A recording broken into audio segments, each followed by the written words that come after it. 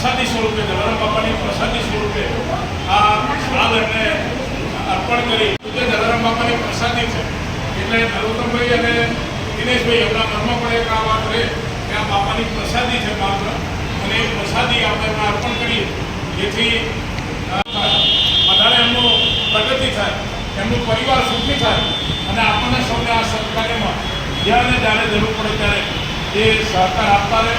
અને એમના કારણે આ કાર્યને લીધે નરોત્તમભાઈ અને એમના પરિવારના વડીલ અને મનુભાઈ પણ ઉપસ્થિત છે.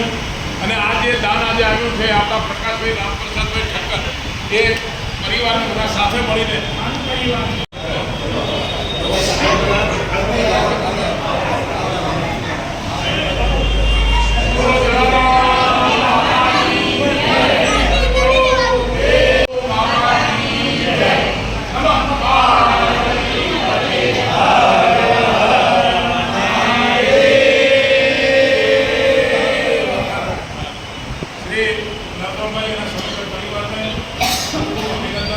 આ બાજુ આવી જાઓ.